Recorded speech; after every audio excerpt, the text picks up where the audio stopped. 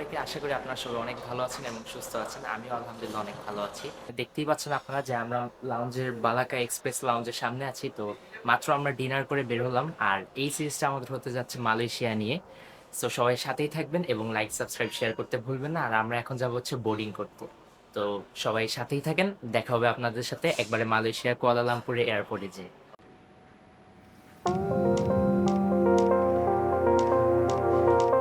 ঈদের ছুটিকে আরো বিশেষ করে তুলতে আমরা ৪ জনের ছোট পরিবার নিয়ে বেরিয়ে পড়েছিলাম এক স্বপ্নের দেশে, মালয়েশিয়া। ব্যস্ত জীবনের মাঝে একটু শান্তি, আনন্দ আর নতুন কিছু দেখার প্রত্যাশা নিয়েই শুরু হয়েছিল আমাদের ৬ রাত ৭ দিনের এই সুন্দর ভ্রমণ। এই ব্লগে আমরা আপনাদের সাথে ধাপে ধাপে শেয়ার করব আমাদের পুরো ট্রিপের প্রতিটি অভিজ্ঞতা। আমরা কোথায় ছিলাম, কোন কোন জায়গায় ঘুরেছি, কি কি মজার খাবার খেয়েছি, কোথায় শপিং করেছি এবং কিভাবে সময়গুলো উপভোগ করেছি। পাশাপাশি চেষ্টা করব কিছু প্রয়োজনীয় তথ্য ও টিপস দেওয়ার, যা আপনাদের ভবিষ্যৎ ভ্রমণে কাজে লাগতে পারে। তাই আমাদের সাথে থাকুন পুরো ভ্রমণ জুড়ে। আশা করি আমাদের এই ৭ দিনের যাত্রা আপনাদের অনুপ্রাণিত করবে এবং আপনারাও অনুভব করতে পারবেন সেই আনন্দ যা আমরা প্রতিটি মুহূর্তে উপভোগ করেছি।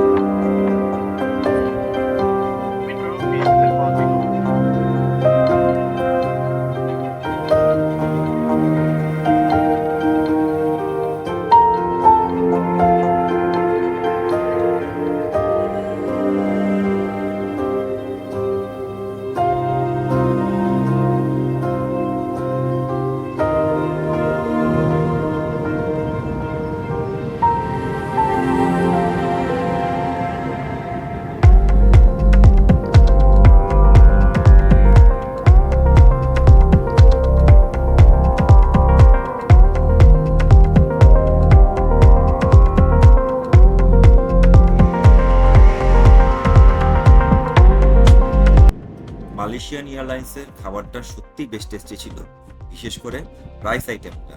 ফ্লাইটের খাবারের প্রেজেন্টেশন আর কোয়ালিটি দুটোই খুব ভালো লেগেছে। চিকেন কারিটাও বেশ ফ্লেভারফুল ছিল, সাথে ডেজার্টটাও বেশ মজার ছিল।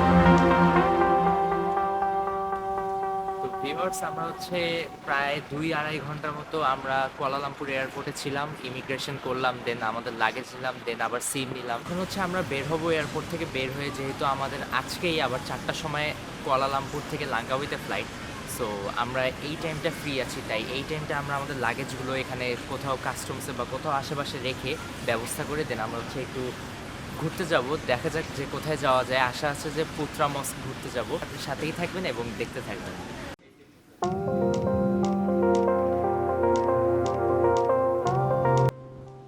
কুয়ালালামপুর টার্মিনাল 1 থেকে বের হওয়ার পূর্বেই গেটের বাম পাশে থাকা স্মার্ট স্টোরেজে ৫-৬ ঘন্টার জন্য লাগেজ রেখে দিই। এখানে ছোট থেকে এক্সট্রা লার্জ সাইজ অনুযায়ী প্রতিদিন ১৭ থেকে ৪৭ মালয়েশিয়ান রিঙ্গিত পর্যন্ত ভাড়া লাগে। ১ ঘন্টা রাখলেও একই চার্জ প্রযোজ্য। আমরা ব্যাগ জমা দিয়ে একটি টোকেন নিই। এছাড়াও এখানে একটি digital self service storage system আছে, যেখানে খরচ তুলনামূলক কম।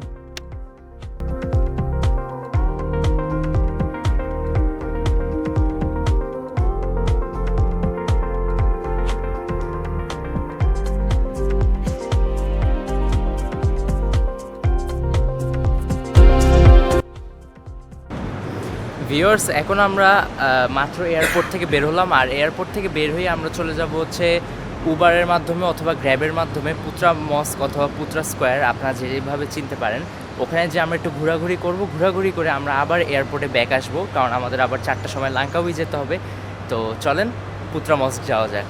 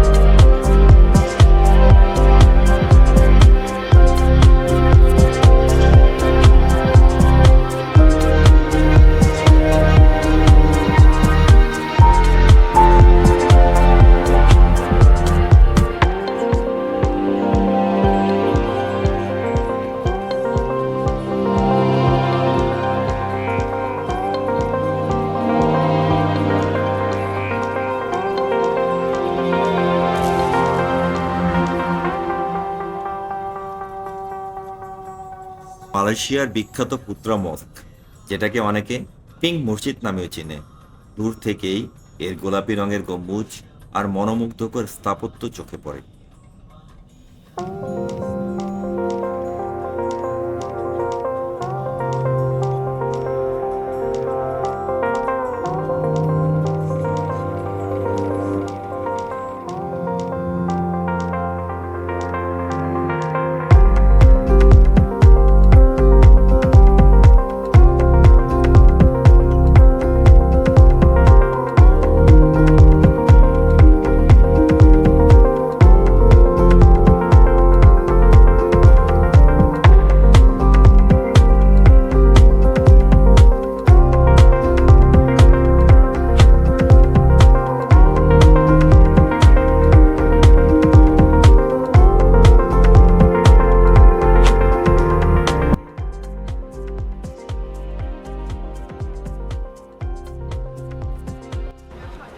অবশেষে আমরা চলে আসলাম দর্শক পুত্রজায়া মস্কের সামনে, মানে মসজিদের সামনে। আর এটা এত বড় যে ঘুরে দেখতে গেলে অনেক সময় লাগবে, তাও আমরা চেষ্টা করবো যে ঘুরে দেখার, কারণ আমাদের হাতে এমনি সময় কম। আপনারা যদি দেখেন একটু ডানে বামে আশেপাশে যে কত সুন্দরভাবে গোছালো জায়গাটা, এবং মানে গাছপালা সব কিছুই আছে, পুরা সুন্দর একটা জায়গা বানানো। তো চলেন আমরা ঘুরে ঘুরে দেখি।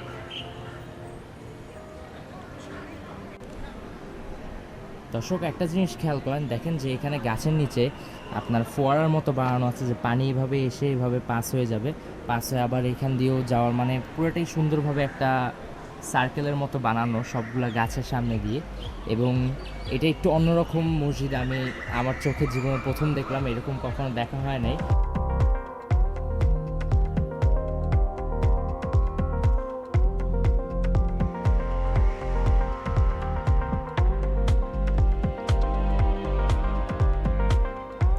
মসজিদের ভিতরের ডিজাইনটা অসাধারণ। ইসলামিক আর্কিটেকচারের সাথে আধুনিকতার এক সুন্দর মিশ্রণ দেখা যায় এখানে। বিশাল নামাজের জায়গা, সূক্ষ্ম কারুকাজ ও শান্ত পরিবেশ, সব মিলিয়ে জায়গাটা খুবই প্রশান্তিময়।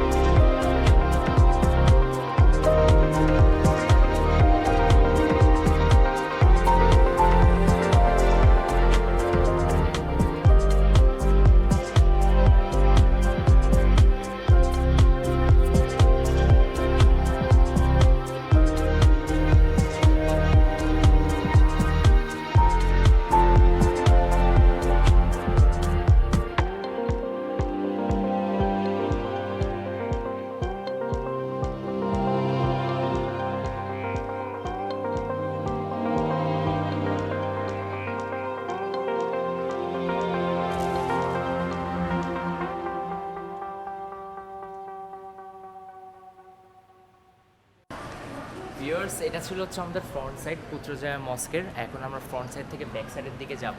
তো আসেন যাওয়া যায়। এখানে যাওয়ার সময় খুবই সুন্দর একটা বাতাস পাওয়া যায়, যেহেতু পিছনে হচ্ছে পুত্রজয়া লেক, এর জন্যই আর কি মূলত এই জায়গাটার নাম পুত্রজয়া মস্ক। আর এইখান থেকে যদি আমরা পাশে একটু ডান দিকে দেখি তাহলে দেখা যাবে হচ্ছে পার্লামেন্ট মালয়েশিয়ার।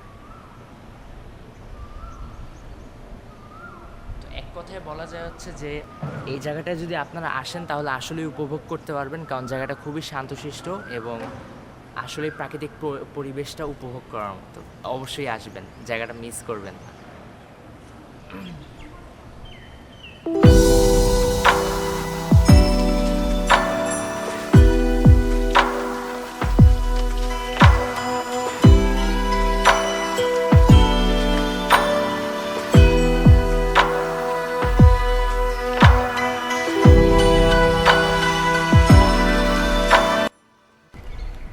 ভালো কথা, যারা আসলে প্রকৃতি প্রেমিক তারা যদি চায় এখানে সারা দিন কাটিয়ে দিতে পারবে। কারণ কি জানেন? কারণ এখানে কোকিলের এত সুন্দর সাউন্ড শোনা যায়, আপনারা যদি একটু খেয়াল করে শুনেন, দেখেন।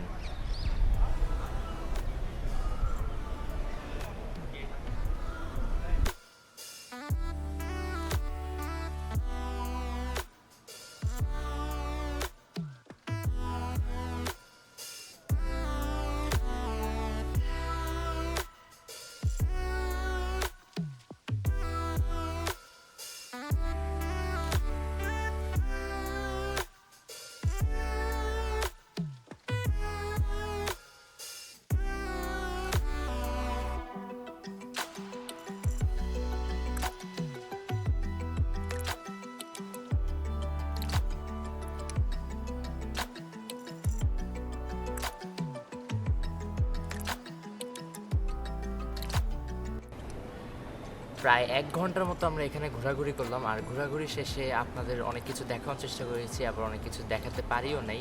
তবে আমাদের সময়ের স্বল্পতার কারণে আমরা হচ্ছে এখন বের হয়ে যাব। আর এখানে আসলে বসার পরে মানে এই যে নদীর যে বাতাসটা, এই বাতাসটার কারণে মানে যেই আমরা গরমে আমাদের যে অস্বস্তি বোধটা হচ্ছিল ওইটা আসলেই মানে একবারে ঠান্ডা হয়ে গেল। আর এখন হচ্ছে আমরা এখান থেকে একবারে কুয়ালালামপুর এয়ারপোর্টে চলে যাব, যেহেতু আমাদের ডোমেস্টিক এয়ারপোর্টে যাওয়া লাগবে লাঙ্কাউইতে যাওয়ার জন্য। তো আমরা এটার জন্য কুয়ালালামপুর 1 থেকে কুয়ালালামপুর 2 এয়ারপোর্টে যাওয়ার জন্য আমরা শাটল বাস ইউজ করব। আপনাদের জন্য ইম্পর্ট্যান্ট একটা ইনফরমেশন, এই শাটল বাস ইউজ করলে আপনারা ফ্রিতে এক জায়গা থেকে আরেক জায়গায় যেতে পারবেন, কোনো টাকা লাগবে না, but airport two airport. So এটা মাথায় রাখবেন। তাহলে আজকের জন্য এতটুকুই ছিল, দেখা হবে আপনাদের সাথে আবার লাঙ্কাউয়ের ভিডিওতে। সবাই ভালো থাকবেন, সুস্থ থাকবেন, আল্লাহ হাফেজ।